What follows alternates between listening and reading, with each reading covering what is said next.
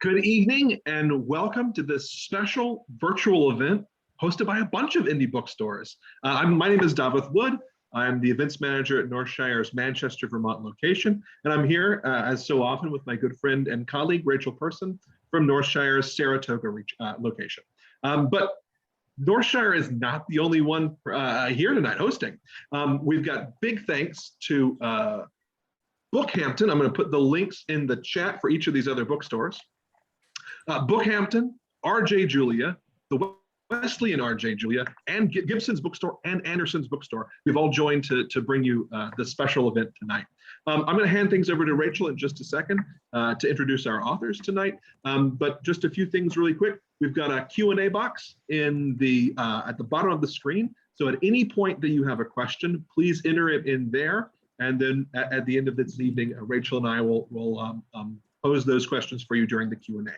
And finally, before I hand things over, just a note of thanks. It has been during the normal years, it's a hard time for independent bookstores. And the last 2 years have not been that. So we all owe our continued existence to your support, and we are enormously grateful for it. So thank you very much. Rachel, please take things away.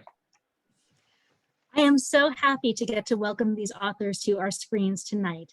Maggie Shipstead is with us tonight to celebrate the paperback release of her novel, Great Circle, which was an Indie Next selection, a New York Times bestseller, a Today Show Read with Jenna book club pick, a Women's Prize for Fiction nominee, and is on the Booker Prize shortlist. I was fortunate to host her at Northshire's Saratoga store a few years ago for her remarkable novel, Seating Arrangements.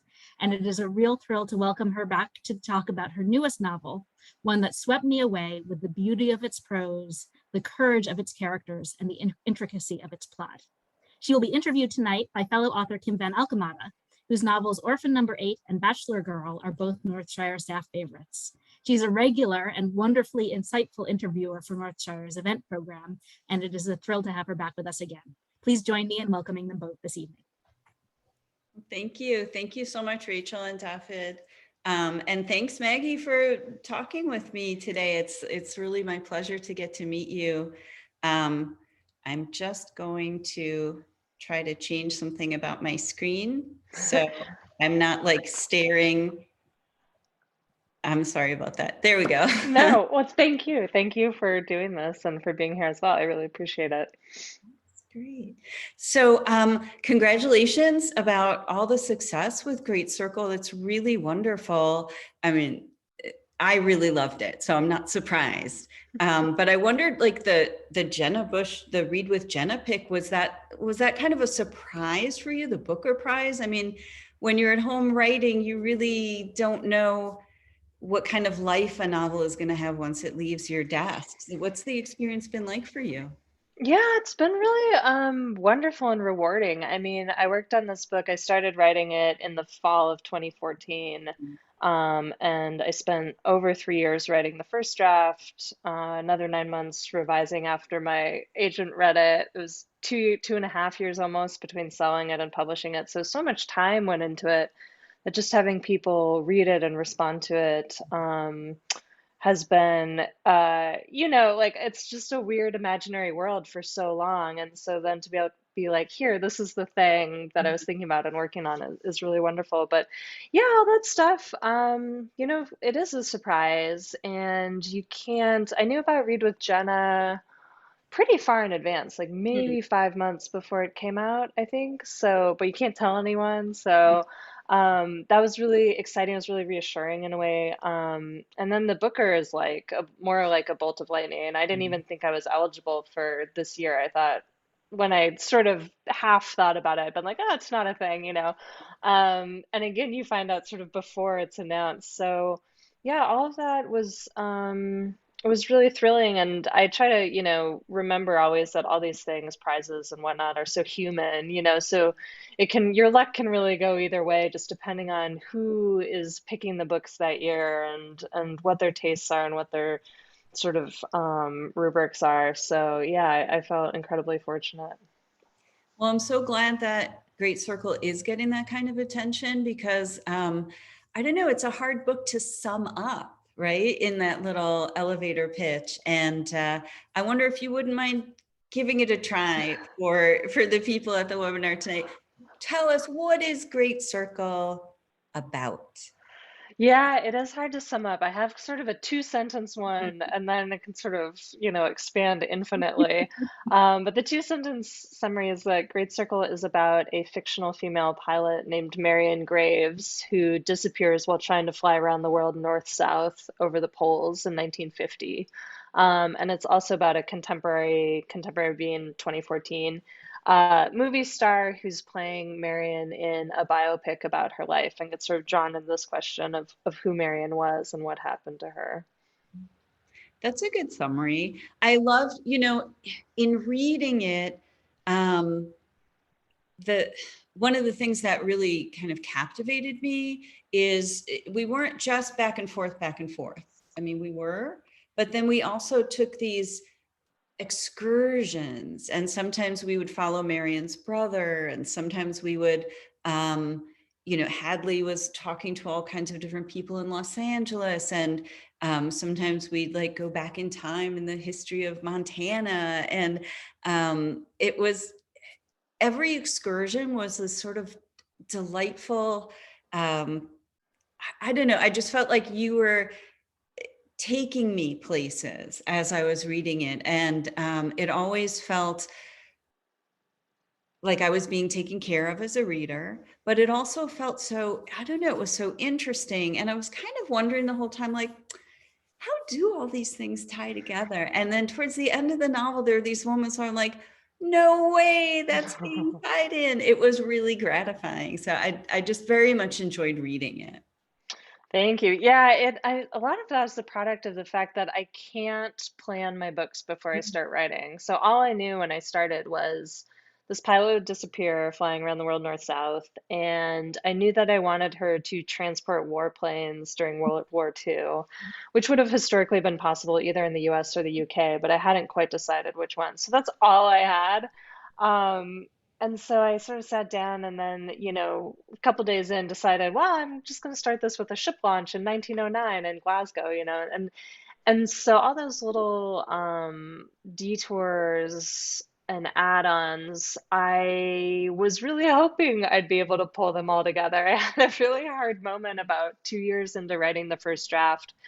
So my first draft was 980 manuscript pages, and did that scare you, or did that scare your agent? Yes, everyone was reasonably very terrified, and I mean this would still be 750 manuscript pages, but it was like another quarter. And so 2 years in, I'd written more than 400 pages, and I could just sense I wasn't even halfway through, and I didn't really know where it was going.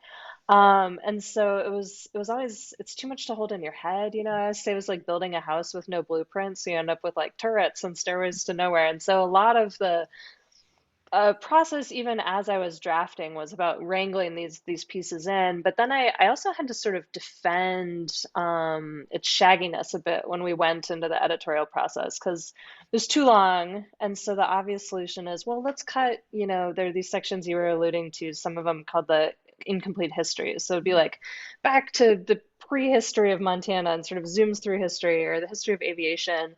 It'd be like, well, let's just get rid of those and we'll save 40 pages or whatever. And so I really had to be like, no, this is a book about scale. It's about too bigness.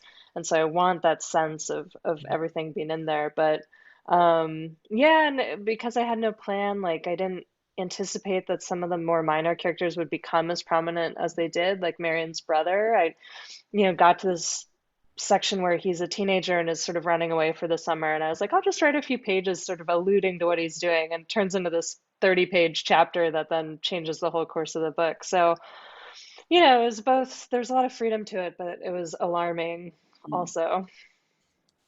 Well, and then for a novel that ended up having such scale and such sweep and such scope, it all started with a statue in an airport in Auckland.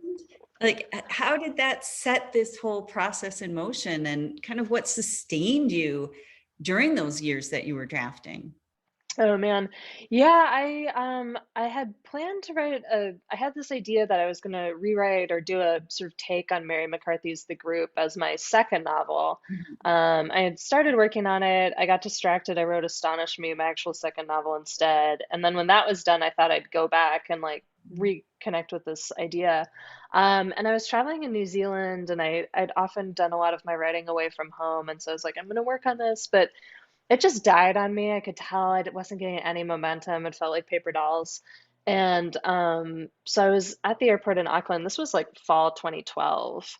And after seating arrangements had come out, but before Astonish Me. And I went, I was feeling sort of sorry for myself. I didn't know what I was going to write next. And at the airport, I saw this statue of this pilot, Jean Batten, who was from New Zealand, and she was the first person to fly from England to New Zealand in 1936. And it's really appealing statue, but there's just something about it. I thought, oh, I should write about a female aviator. Great, that's settled, and so that sort of went into the back of my mind for another 2 years while I was sort of dealing with Astonish Me, which came out in 2014. And then I finally sort of started working on it, but yeah, during those all the years I was then working on it, when I finally got started, if I don't know what sustained me. I mean, sheer determination and a sense that the only way out was through. It was like, well, I've invested, 3 years into this thing that I'm not on contract for. I just have to hope, it turns out okay. So I mentioned earlier, I had kind of this dark day 2 years in, and after that, I had to really refocus on just doing what I could do in a day and not thinking about the big picture, but just sort of proceeding forward little bit by little bit. It was almost sort of a geological process in itself. It's, I like how you talk about, you're not on contract with it. You're just, it's sort of the further you get into it, the more it's like you owe it to the work to finish it, because there it is. That story won't be told. It's like the story is like, come on, tell me. Is that Yeah, although there's always the danger of like sunk costs too. Just like, what if I'm still just laboring at this out of stubbornness, but I don't really know? So there's always this sort of voice that's like, is this the right project? Have you just wasted all these years? Yeah, well, I know I have what I thought was my second novel is like in a drawer and will never come out. Mm, And yeah, sometimes you get to a certain point and you're like, it's not really going to happen. And yeah. so, um, while you were writing though, you were traveling. You were traveling all over the world, not just researching places that you wanted your characters to go, places that you wanted to understand better. Was there a particular kind of moment that was really unexpected, a place that you went where the influence on the book was surprising to you? Hmm. I mean, yeah, so like I said, I started really writing in fall of 2014 and kind of late 2014, early 2015, I sort of fell into writing for travel magazines. And so I sometimes got assigned to random places, but I could also pitch places. So I was pitching places I wanted to go sort of for the sake of the book. And I really wanted to get to the Arctic and to the Antarctic, which I did. Um, yeah, there are definitely places in the book that wouldn't have featured if I hadn't happened to go there. Like the Cook Islands are Marion's first stop on her round the world flight, and I had happened to go there because it was a free layover going from New Zealand to LA. It's like, okay, sure, I'll take a look, and then kind of turned out to be on my route. The first time I went to the Arctic was to Svalbard in the Norwegian high Arctic, so it's above Scandinavia. I went on a artist trip where it's 27 artists in a three-masted tall ship just sailing around for 2 weeks. Like, what could go wrong? And so that was my first sort of exposure to that true wildness. And I think both in the high Arctic and Antarctica that you have this feeling like this landscape doesn't care whether I live or die. In fact, it's actively trying to kill me. And so that feeling, I think, really came into the book, and also people I met on my travels who work in that kind of wilderness and have a deep competence there. I think in some ways informed Marion's character as well. It's, yeah, I very much enjoyed when all the places that we went in the novel. And yeah, I like doing that too. I have a book I still haven't written, but in it, my character has to go somewhere. And so I thought, well, I've always really wanted to go to Suriname in South America. I speak a tiny bit of Dutch. And so I'm like, okay, I'll go Yeah. there. And yeah, so I have all my notes and all my, and one of these days I'll find the project where that journey fits. It didn't end up where I thought it was. But I love also that interconnection between travel and writing, and where do the characters go? Where does the novel take you? Yeah. Very cool. Yeah, I mean, I'd read a book set in Suriname. There aren't a lot of those. Yeah, I thought it was going to be my next. I have my third book, which is just kind of sitting printed out with little crystals on top of it, waiting for my editor to get back to me. And then I thought I was going to write like a sequel to that, but it was very heavy, World War II stuff. And instead, I don't know. Now I'm writing something else. I don't even know if anybody will want it. So we'll see, but we'll get back to Suriname eventually. Good. One of the reviews that I read, Lynn Stager Strong's review in the New York Times, she was really focused on the sentences as the foundation of the novel, and especially a novel like of this scale. I think what she said was, it's at the level of the sentence and the scene, the small but unforgettable salient detail that books finally succeed or fail. In that, Great Circle is consistently and often breathtakingly sound. And I so resonated with that because, like I mentioned to you earlier, I can be an impatient reader, and it's pretty common for me to skip a little bit. And I didn't want to miss a single sentence in this whole book. And there was on page 264, there's this little, like, I think you call it this trippy little description of Los Angeles, but it kind of stopped me in my tracks. It was like this prose poem that just lifted off the page for me. And I wondered if you would read that and share it so people get a sense of just the writing itself and how beautiful it is. Yeah, absolutely. Yeah, this is from one of Hadley's sections, the modern movie star, and these are in first person, whereas the historic stuff is in third person. I will say to those who haven't read the book, this isn't really representative of the style. This is more of a little flourish. It is a flourish, but it was, it's like greedy of me to ask, but I just really wanted to hear it in your voice. Sure, absolutely. So Hadley is sitting by a pool in the Hollywood Hills with a man who's producing her movie. Oh, and they've eaten mushrooms. Oh, yeah. He forgot to answer, or maybe I'd only asked inside my head. And for some unmeasurable period of time, we sat there looking at the view, thinking about whatever. And then he was like, "What is this place?" "It's the Angels," I told him. "I know," he said, "but what is it?" I could hear wind chimes coming from a neighbor's house, so I was like, "It's wind chimes." "What else?" A helicopter went blinking by. "It's helicopters." "What else?" "It's wind chimes and helicopters," I said, "and it's muscle cars and leaf blowers and trash trucks picking up everyone's bins and tossing them back like tequila shots.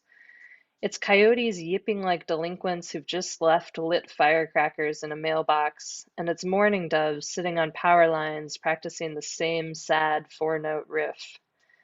It's the thrum of hummingbird wings and the silent gliding gyres of vultures and the long-legged stepping of white egrets through shallow green water in the concrete channel that's the river. It's dance music pounding in a dark room full of people pedaling bicycles going nowhere. It's gongs and ohms and whale songs soothing in the dim inner sancta of spas. It's a norteño song bouncing out of a passing El Camino, and school kids singing "Oh Beautiful for Spacious Skies" in a classroom with the windows open, and the rasp of a beat from somebody's earbuds you pass on the sidewalk. It's pit bulls barking through chain link, and chihuahuas yapping behind screen doors, and poodles snoozing on terracotta tiles. It's blenders and grinders and juicers and hissing steel espresso machines the size of submarines and waiters who talk too much. "Any special plans for the weekend? Do anything special over the weekend?" And water, so precious, splashing into fountains and pools and hot tubs and tall glasses on shaded patios, burbling from hoses and geysering from broken pipes. And underneath, there's the hum of traffic, always there, like the ocean that lives in seashells, like the cosmic whoosh of the expanding universe. At least that's what I tried to tell him. I don't know what I actually said. Thank you.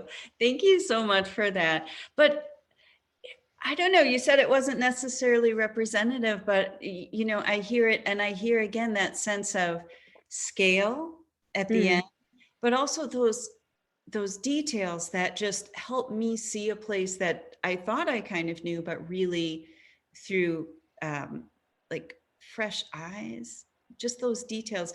And that's what, then when you take me places I've never been, that's why I felt like I was in such good hands. And I was like, take me to Antarctica, you know, take me to the Cook Islands, take me to, you know, England during World War II, take me back in time. So no, I really appreciate that. Thank you so much. Sure, yeah, that piece, I remember when I had the idea to write that section, and I moved to LA and right when I started writing the book in fall 2014. And I was leaving the gym in my neighborhood, and it was like this sort of green post-sunset sky and these silhouettes of palm trees, which is an image a little later in that section. And so I kind of went home and wrote that, and then it was something that I didn't know where it would fit into the book, and I was sort of picking at it for years. You know, I'd sort of come back to it and add a little bit or take something away, and so it was that section was sort of a touchstone, I think, in some ways for the sort of larger sense of the book. So I think you're right about that. Well, I'm glad it made it into the book, and I'm glad it stayed in the book. Earlier you said you start the project and you don't really have a plan and you don't really know where it's going to go. I like a plan. Otherwise, I just feel like I'm not really sure where I am with things. So I think I spend too much time sometimes on structure and architecture because drafting is hard for me. It just always makes me anxious. Revising, I love, because it's like I've got something to work with. So when you have this 900-page manuscript and you're like, okay, now we have to revise it. What was that process like for you? I mean, yeah, I would love to be able to plan. I've tried it. I think like when projects have died on me, it's partly been because I tried to figure it out in advance. I seem to need that sort of sense of discovery, but I don't think it's ideal. There's certainly some major cons with it. But yeah, I mean, the Marion sections more or less stuck from pretty much the first draft throughout. Hadley is, much less than half the book. And her sections, I had to take a couple runs at. Like, I wasn't totally sure how to make the modern sections and the historic ones resonate, but in a way I didn't think was too cute or too pat, but felt connected enough. Um, and so I was always kind of moving those around and even changing what happened. Like there once was a version of it where Hadley and Redwood, that producer, were like in the archives of the New York Public Library, like, sifting through boxes and because I love to read books like that, but I couldn't make it work. And I also, like, earlier in a draft, I had Marion's Round the World flight, which is now consolidated at the end of the book where it falls chronologically. It was broken up and was throughout the book, but it was just kind of too much for a reader to kind of hang on to. And it also sapped, as my editor pointed out, sapped a lot of the suspense. So when I started working with my editor, um, yeah, I shortened it mostly through small pervasive cuts, which I think helped it on a sentence level. I was always, every time I read it, I was just cut, cut, cut, cut, cut, just sentences and words and paragraphs, which if you have 980 pages to work with, like really adds up. The one big cut I made, I had a plot line where Jamie, Marion's twin brother, joins this sort of community in Canada called the Doukhobors, and they're sort of Russian Quakers who emigrated to Canada at the beginning of the 19th century, or maybe later. And they're pacifists. They sort of all their worship services were sung. They're vegetarians. They would stage these nude protest marches through the Canadian countryside when they, Sounds didn't want great. to. Maybe. Super interesting. And Jamie, yeah, well, it seemed like something he'd be drawn to, but my editor was like, this is sort of one weird thing too many. Like, can we just. So I had to, that was the one time I cut a big sort of 50-page chunk. But then I had to fill it in with something else for Jamie, which became when he goes to Vancouver and sort of becomes an artist. And so, I ended up net losing 20 pages or something like that, really underwhelming. So it's this really long, just sort of chipping away process, making everything sort of like redistributing where Hadley fell in the book, trying to pull things together. And it was really cumbersome. Like there are many problems with writing a book this long, but like you make one change and it just ripples out through the whole thing. And so you have to go through 700 pages, like looking for the after effects of this change you've made. And it was even in the page proof stage of things, they were still finding like these sort of errors that came from edits. And yeah, I don't recommend the experience. Was there any point where it ended up like a wall full of Post-it notes, or was it all like notes within the pages? No, I mean, I use Scrivener. Do you use Mhm. Scrivener? Um, I keep meaning to, but I'm very resistant to, so I'm just like, I've got my Microsoft Word, but yeah. I hear about it a lot and it's very intriguing.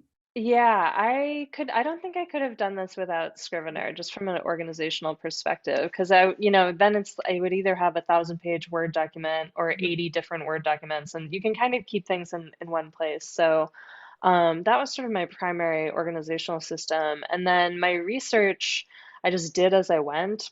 Because I couldn't plan, I didn't know what I needed to know. So I'd say, I have a great idea. Let's start this with the launch of an ocean liner. And then I'd be like, well, how do you launch an ocean liner? And I'd buy a bunch of used books and they'd show up and I'd sort of learn what I needed to learn to write the next 10 pages. And then I'd sort of forget all that and move forward. But yeah, I wouldn't describe that as ideal either. Although my research did always kind of spawn new ideas and directions because I'd come across something and be like, oh, I'll throw that in, and then it would sort of, change the course of the plot. Well, I love that too. And I very much relate to like getting a whole bunch of used books arrive at the house because one day I'm like, oh, I need to know about this thing. And yeah, there's a point, the book I just finished is about it's about early computer technology, which Oh my gosh. to organize the concentration camp system during the Mhm. Holocaust. And it's also about a computer programmer in the 1960s who's trying to help a survivor find out what happened to his Mm. mother who was lost during the war. And so it's all this stuff about early computer technology and punch cards. And I don't know anything. And Mhm. this is why I'm an English major. I don't, when Mhm. I took geometry in ninth grade, I was like, thank goodness I'm done with that. And yeah, there's a point at which I'm like really working so hard to learn everything. And then there's the moment where I'm like, I don't need to prove to the one computer programmer who might actually read my historical fiction novel. It just needs to kind of make sense. Mhm. But I guess as a writer, it sounds like you also, you need to feel like you know enough to forget what you don't need to know. Yeah, and it's always that balance of sort of, not putting things in just because you went to the trouble of finding it Mhm. out, which, that enabled some cuts along the way. But I also can be like a pretty pedantic reader. Like when I find something that I know is a mistake, I'm like, but I'm sure I make them. So I try to be pretty careful about it. But I don't know if you find this, but sometimes the hardest things to find out are the simplest. Just these questions like, when would this particular kind of house in Missoula, Montana have had electricity or indoor plumbing? When would that be feasible? And that's not always easy just to get the sort of everyday details. So I end up, reading memoirs or novels sort of from the time and trying to puzzle it out. But yeah, I mean, and it's your brain can only hold so much. So I also connect to what you're saying about you try to like pack it full and then you just try to go while it's still there. And then, especially with a book that then changes subject all the time, I just have to sort of flush it out and it would be gone. Well, and the things that are important and the things that are like really like uniquely interesting to you, they'll sort of stick and almost seem like something you kind of remember. And what I find is then it's like, okay, I know where I can double check that this was real and I didn't just dream it. But it's kind of, I think Janet Burway, I taught from her book, Imaginative Writing for many years. And she says the best kind of research is like, don't take too many notes, let yourself forget a lot. And then the thing that's really sticking is the thing that'll be really generative. And it's only, I take bad notes anyway, so I kind of have that excuse for it. Yeah, I could just get so tied into knots. Like, my one sort of real research trip that I took was to Stanford. It was when I was writing the wartime section where Marion flies in the UK, and she flies for those who haven't read, this organization called the Air Transport Auxiliary, which was civilians, both men and women, and they would fly warplanes from factories to airfields or repair depots to airfields. Super dangerous. They weren't allowed to use radios or instruments, and so they're like fly below the weather, which in the UK is like impossible, especially with all this war smog.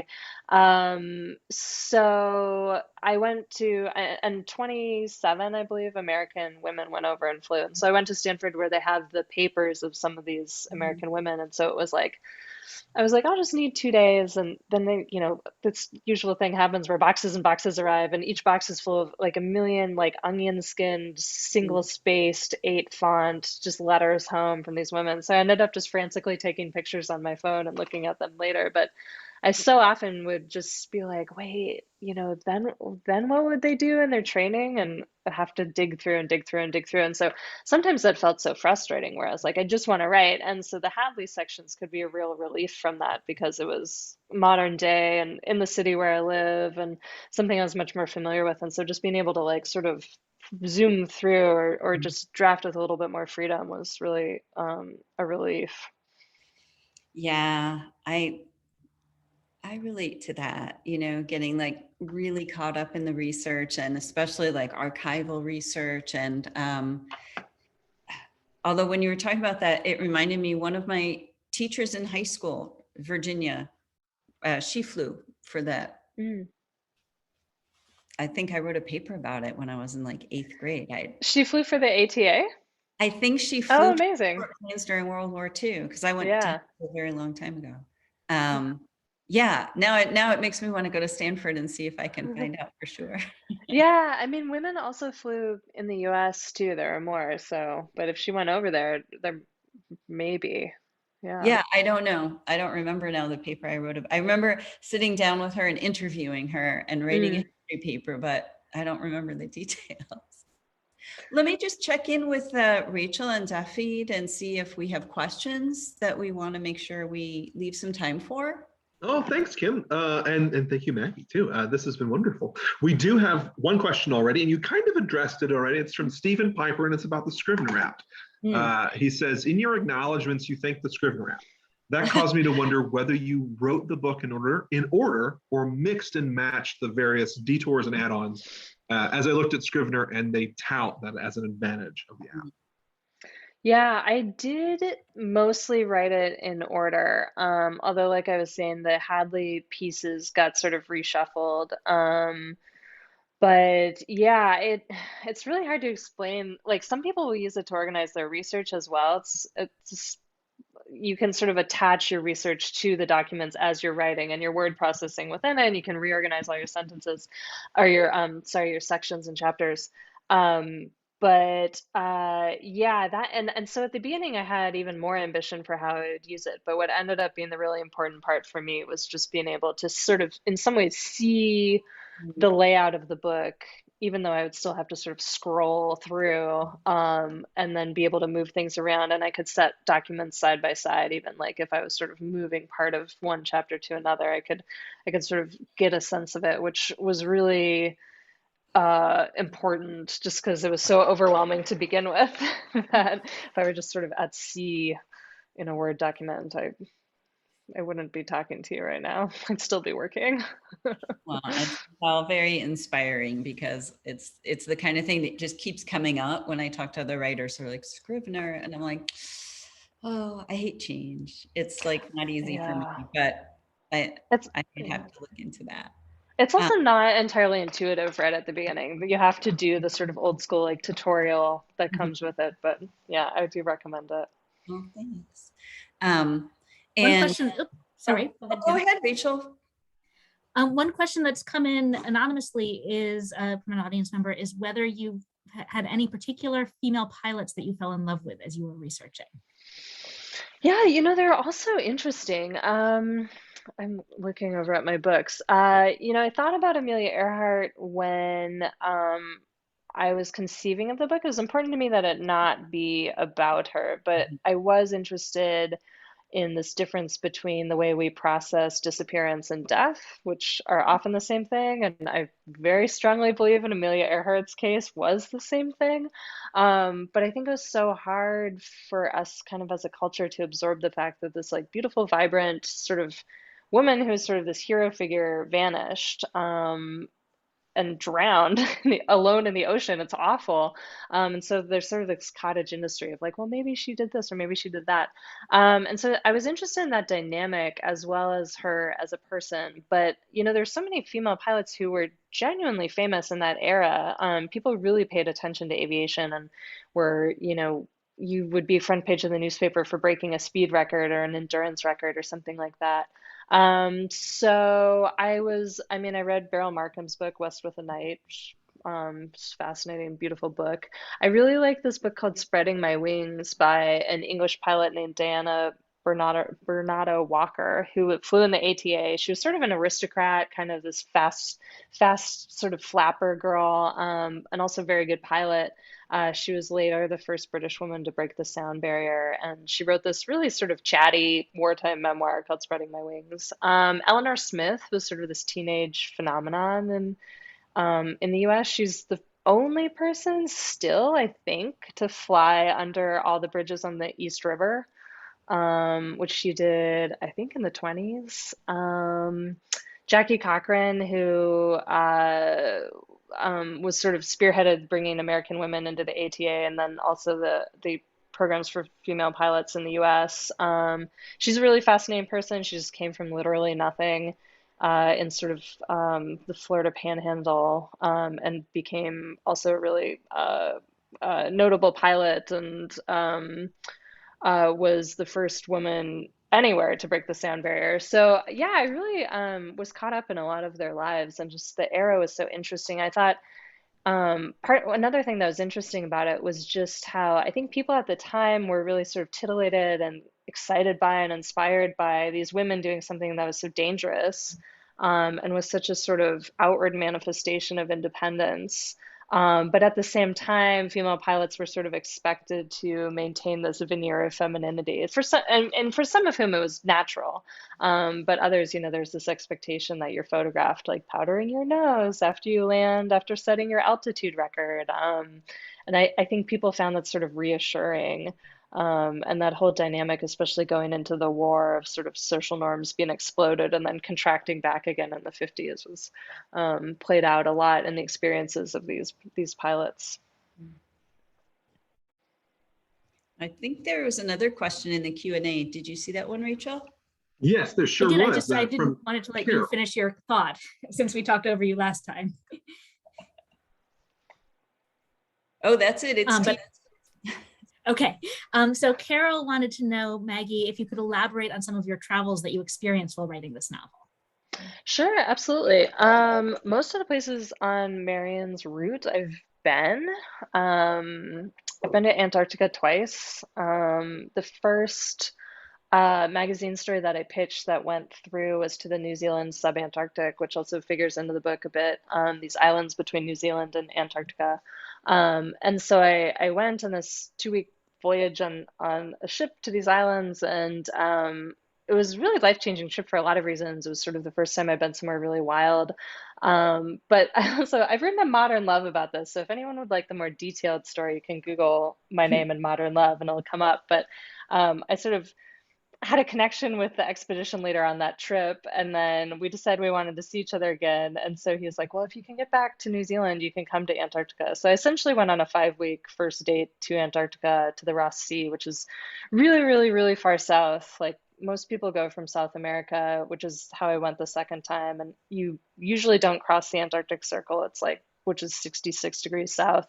We went to 78 degrees south to the Ross Ice Shelf, which is where Marion takes off from when she disappears, and it's a floating piece of ice the size of France, attached to the continent. So that was a game changer as well.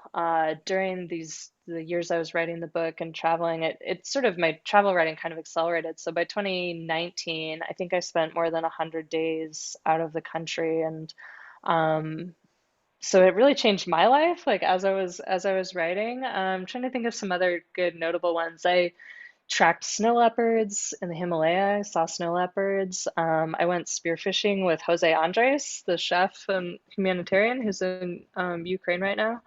I took a train from Istanbul to Budapest. I swam with humpback whales in Tonga. So all these things, they're really good gigs. And yeah, and the Arctic I've now been to maybe 5 or 6 times. So that all really informed the book. And whenever I could, I would sort of seek out interesting flying experiences because I never took pilot lessons. And so I had to sort of absorb what I could, particularly from pilots who landed in these sort of extreme environments. Like on one trip, for a magazine in the Canadian high Arctic, we took an excursion in a twin engine turbo otter. And as we were on this island, the sort of weather kept getting worse and worse. And so we flew back at 140 feet above the Northwest Passage, and then took 3 tries to land in this crosswind. So things like that ended up being helpful, if also alarming at times. Well, and I love the Alaska section too, when Marion she spends some years in Alaska, kind of incognito in hiding, but also kind of finding a sense of herself. It seemed like an interesting interlude in her journey, a kind of moment for Marion to collect herself again and almost reconstitute herself after this terrible relationship and all the adventures and misadventures of her unsupervised youth.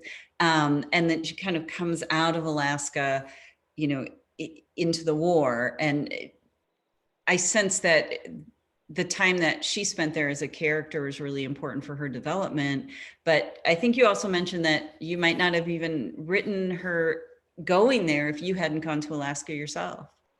Yeah, I mean, in some ways it was a logical place for her to go. And I think that's the part of the book. I think what you're saying is exactly right about it. It's also the part of the book that probably has the least momentum, which some people don't respond to, but I like a little lull. Yeah, it's still true that Alaskans are called the flyingest people, and it's because it's such a huge area. It's so rugged.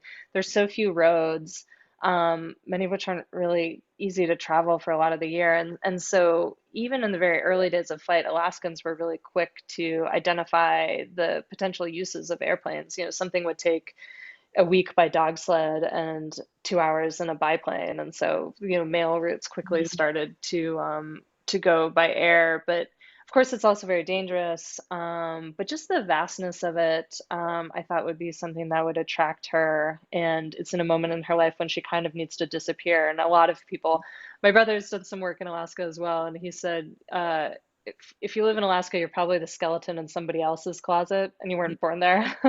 I went a couple times for travel stories, and the last time I went was this past summer for Outside magazine and did a all women's backcountry, just backpacking trip.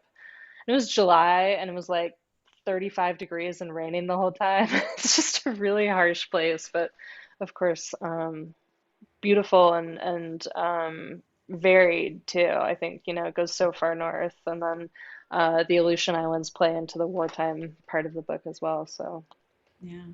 No, I read that article, and at the beginning of the article, I was saying to my partner, I'm like, we should go on an all-women's backpacking trip to Alaska. And by the time I got to the end of the article, I was like, it was cold and raining the entire time. Maybe not.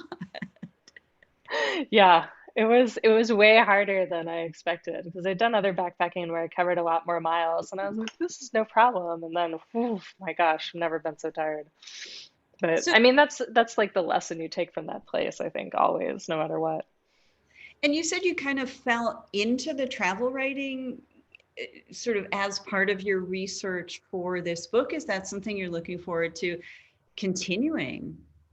Yeah, I mean, I've gotten back into it. I just spent all of February in French Polynesia on an assignment, which was not the plan. It was supposed to be a 2-week trip, but I had a negative PCR test 24 hours before my flight left, and then when I landed in Papeete, I had COVID, so I had to quarantine for a week. And I missed the sailing of the ship I was supposed to go on. And they were like, well, if you stick around, you could go on the next one. So anyway, I mean, it was great to get back into it, but that was also a reminder that COVID's still very real and can be, best case scenario, a big inconvenience. I'm going to Fiji in a couple weeks on another assignment, so it's kind of starting to come back, and I definitely do want to keep doing it. It's incredible, but I think I was a little bit burned out by the time COVID started, just because it had been so much, and I was so rarely home. And yeah, but I know I never have great advice for people who want to get into travel writing because I did sort of fall into it, and I've been so sort of charmed with it. But I do have appreciation too. It's very difficult. Every time I write a piece, I'm struck by how hard it is. There's so much to sort of consolidate into a small space, and just over time, sort of learning more about how the travel sausage gets made has been really interesting. So was the sort of worldwide COVID shutdown, did that happen at a time that was good for your book? I can't remember exactly where I was in it. I mean, we were deep in edits. So I think I maybe had one more draft to do and then copy edits and page proofs. So it was sort of fine. Mhm. Um, but, I don't know if you had this experience, but early on in the lockdown, I sort of thought, oh, this will be useful, horrible, but useful time for starting something new, just with I always need quiet time. But I actually found it really stifling. It was too quiet. Like I need to go out and be able to work in a coffee shop with my computer and just have people around or have sort of the stimulation of relationships. And so it took me a really, really long time during COVID to kind of get on track with something. And I think I was also just depleted by this book. This was a big effort. It's a big effort. And yeah, I also I was kind of in the middle of drafting, and I just found it so, even though I didn't go anywhere, just very upsetting and distracting. And during that time I was writing about like concentration camps, and it was just so much. It was just really Hmm. heavy. And I yeah, and then I'd think, well, I should just be cranking words out every day Yeah, because here I am stuck at home. But I was like, also, I'm kind of worried the world is falling apart. So right. yeah, not the most Yeah, creative. And there's other authors who they were like, all right, we're gonna make this time work for us, and yeah. good good for them. Yeah, more power to them, but I was like you. It's like, mm-mm. Well, before I ask you kind of what is this next thing that you're sort of working on, let me check in with Rachel and Dafydd and see if there's any other questions that we want to get to before. There is another question from Carol. She says, Maggie, the high energy you put into the novel, did you have a voice about the book jacket?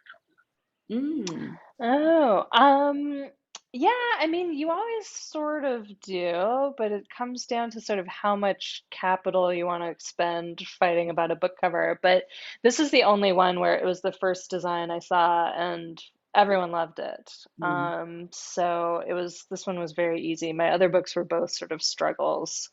Um, but yeah, I thought this really captured the spirit of it, and I was happy too that the paperback is not identical, but still recognizably the same book and kind of a riff. But yeah, I really love this designer. I think she's amazing.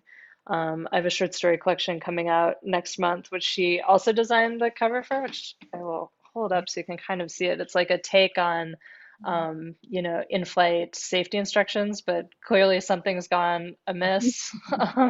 So yeah, I was really happy with this cover. Great. And so then, yeah, the question, what are you working on? Yeah, so I went through a few kind of iterations, and it was both the question of having too many and too few ideas. Like I really like to read mysteries, and so I sort of thought, I don't know, Kate Atkinson goes back and forth, like so can I. And I had an idea to write a trilogy of mysteries with sort of one overarching mystery through all three, but each one would sort of have its own thing. But then, kind of during the George Floyd protests, I was like, it's fine to write about cops. I personally don't really want to right now. And to me, I couldn't really figure out how to you write a mystery without that element. And so I was like, okay, no. And so then I sort of thought about mystery in different senses, but what I've eventually settled on is actually using one of the characters from that mystery idea, but it's not a mystery. It's just going to be, I think, a domestic family kind of drama set in LA now. And yeah, I'm trying to rein in the scope, but now I'm so sort of programmed to the granularity that Great Circle had, which is both big and small. And so it's been sort of an adjustment. And I also realized I hadn't really faced a blank page for 7 years. Like I was always working with something. So it's been a challenge to get started, but now I feel connected to it and like this is going to stick, and just it's sort of lack of or I just need a little more time now to get in on it. But it's also this question of like, how do you set things chronologically, like with the pandemic? Like anything you set now within the past couple of years, you're going to bump up against that, and so it's like I think that's going to be a challenge for a lot of writers because not everyone wants a book about the pandemic, but you can probably have a book that goes into that time period without being about it. But I don't know. We'll see. I don't know. This is why I stick with historical fiction. I think maybe 1971 might be the most recent moment I'm working with. And I think, yeah, I'm not sure how to deal with contemporary issues and moments, and things seem to be shifting. Whereas when I look into the past, I'm always looking for, I don't know, strange things that people don't know that much about. And I mean, wouldn't claim to have discovered anything, but there are a lot of things that there are just so many things, and Yeah. that people don't know. Like people generally are like, I never knew Hitler had a computer, or, it just sounds so odd. And so I like that sort of stuff. My first book was about kids in a Jewish orphanage in like the 1920s in New York. And yeah, I don't envy you. What I do like is being able to pick things out of the past that I know have a kind of resonance in the present. But that feels safer. So, well, good luck. That's an amazing challenge. Yeah, well, I also think you're Sounds like wise to avoid cell phones. Back in the days when people couldn't get in touch with each other, it really like facilitated a lot of drama. Like, so much drama. yeah. What is it? Oh, I don't, is it Tessa the D'Urbervilles, where there's she slips a letter under a door, but it goes under the rug, and like the whole plot like spirals from there, and now it just Yeah. text. It'd be like, did you get my text? Yeah. Like, I can see you read it. Yeah. Oh, this has been amazing. Let me just check back in with Dafydd and Rachel for any last minute wrap ups. Maggie, thank you so much for talking with me. Oh, of course. Well, Thank you. yeah, thank you so much, both of you. Well, we do have time for just one more question, and Donna DM'd me, and she asked, it's for both of you, is what's the most interesting bit of research that has ended up on the cutting room floor that you've done that didn't make it into the book? I had a couple in this book. I had, these sections that are called the incomplete histories. And one of my bigger cuts when we were trimming it down was an entire one of those about Antarctica. And so it started and like, my editor was like, people have just read 600 pages. They don't really want to be like 20 million years ago and the continents. And so that was one thing. But I had this other little riff that I was sort of enamored of, which was this fish, the coelacanth, that people thought was extinct and had been extinct for millions of years. And it got sort of hauled up in a fisherman's net in South Africa in the 30s. And there was a scientist who would sort of take his bycatch and study it, and she made the connection to these fossils she'd seen. And kind of concurrently with this, almost at the same historical moment, and a Jewish scientist who'd fled to Sweden, was sort of discovering nuclear fission. And the fact that these two things were happening at the same time, I had it in the book, and was rightfully pointed out to me. It had nothing to do with anything, but that was my favorite little tidbit. Well, the book I'm just finishing now, it's I think it'll be out in summer 2023. It's called Stars Fall Into Place, and it's the 1960s and 1940s. It's in the Netherlands during World War II. It's in New York City now. And the first draft I sent to my agent was, I think, about 500 pages. And he said, I didn't know you were writing an epic. And I was like, I didn't mean to write an epic. So in kind of reeling it back closer to 400 pages, there were just lots of weird things. I have a character who's a shoe salesman. So I learned all about like shoes, and learned much more about the computers than I needed to, just to feel confident in the things that I did keep. And also learned there was a customer of a business where my character works has a metal factory. And then I like learned all about like metal factory history. So, just lots of little things. It's not so much one big thing, but I like learning stuff. And sometimes it's, sometimes it's like, okay, stop learning and go back to the writing. But I never feel like it's time wasted. It always somehow it feeds into the process and it gets you where you need to go. Yeah, absolutely. Yeah, and I mean, I think that's the fun. You kind of have to take your fun where you can get it as a novelist. I think the fun is being able to sort of turn your attention to different things and go down these rabbit holes and learn about different things with each book. It's really rewarding, I think. Mm-hmm. Those rabbit holes are unfortunately going to have to where we leave it. It is, we are out of time. But Maggie and Kim, thank you both so much for your lovely conversation this evening. It's been a real pleasure listening to you. Audience, thank you so much for being here with us. Thank you to our great friends at Anderson's Bookshops, BookHampton, Gibson's Bookstore, and RJ Julia. And everyone have a lovely evening.